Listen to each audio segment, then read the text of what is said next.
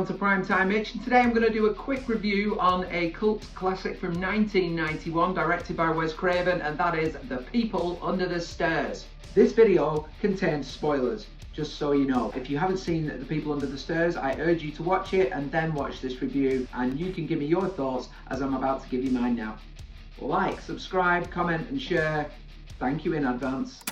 There is a theme of social class struggle. Originally, Craven looked for this to be a political satire, and it's actually inspired by real life events. Wes Craven to me seemed to be a guy that used a lot of news articles, real life happenings from around the world, and twisted them into his own creative project. As you saw with Nightmare on Elm Street, he was inspired by a Cambodian refugee's experience with night terrors and eventual death. So you can tell there's a pattern and a method to Wes Craven's mind and how it works when it comes to making these kind of films. On a relatively low budget, $6 million, and it's a really strange beginning. The title, when it comes up, is almost sci-fi like. There's a lot of sort of unusual, muddled aspects to this movie, but I guess that's why it has a cult following, because it's just not the same as everything else. Get that really nasty feeling when AJ Langer's character Alice is having her hair brushed by her mother. She is so rough with her, she manhandles her, and the way she's brushing her hair is just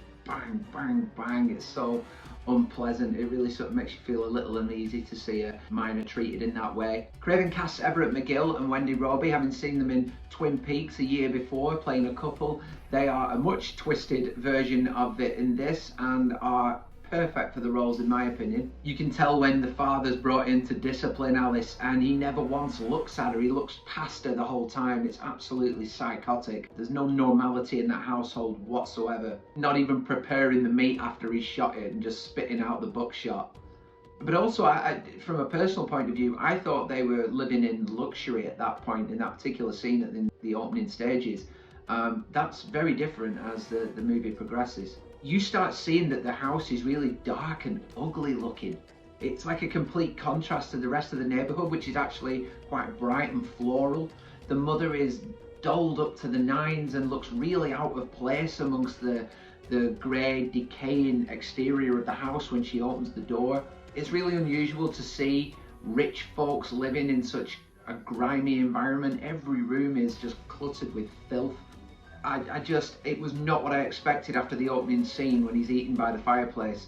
For that world to then open up and me realise that it isn't actually that nice an environment and that lavish a lifestyle that they have.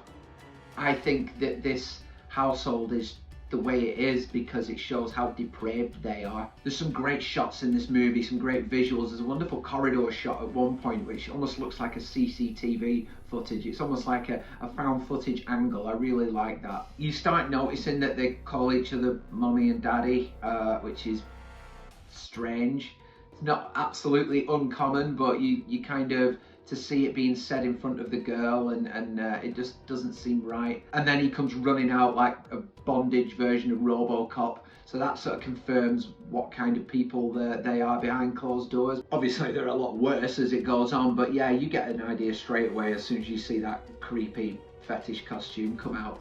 You got Brandon Adams as young fool, kind of a derogatory name he's just sort of taken on board, but you soon find out that he's anything but that. He has got the guts and the determination, the likes of which you see in obviously more light-hearted films such as Home Alone and the likes of Deadly Games and things like that. Just fearless kid, and that's exactly what he is in this. Before this he'd worked on Moonwalker, and then following it he'd gone on to do The Mighty Ducks. He's done a lot of television work as well, so not really too movie heavy, but a really good performance in this, really strong. One person that did benefit from this was Ving Rhames, who went on to do Mission Impossible and various other great work. So one in a list of people that's springboarded off a Wes Craven production.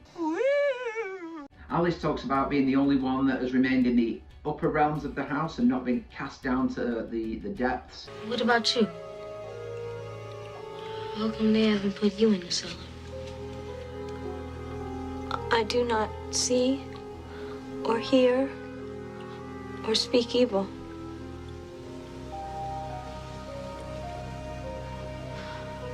It's the only way.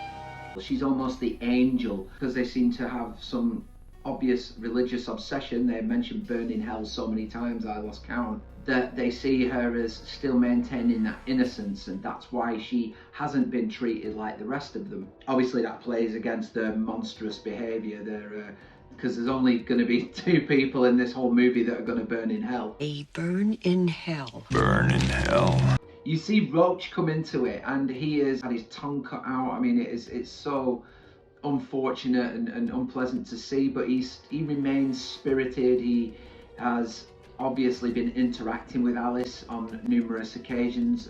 I think she feeds him and stuff. He hands her back a fork at the beginning. And he is a cool character. He reminded me of something, one of the characters from Hook. You know, he's almost impish and mischievous. So he has a lot of character, despite the fact that he obviously has had a pretty miserable life. Like I said, you can look at it 2 ways. There are some comedy elements in this movie. I always like the bit when he slingshots the dad in the head.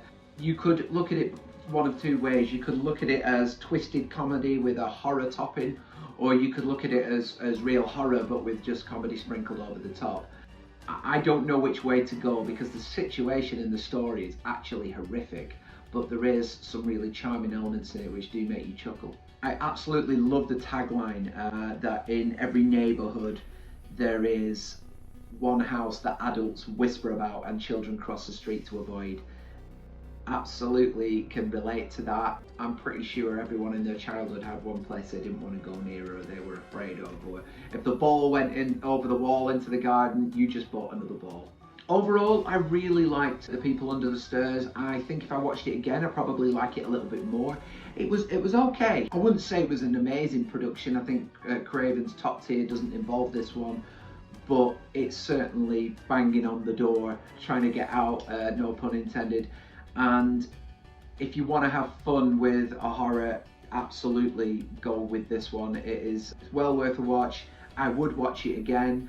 And yeah, The People Under the Stairs deserves its cult following. Like I said, I probably will watch it again. I may even give it another review if I feel like there's stuff I missed out, which this is a quick review. It's not in depth.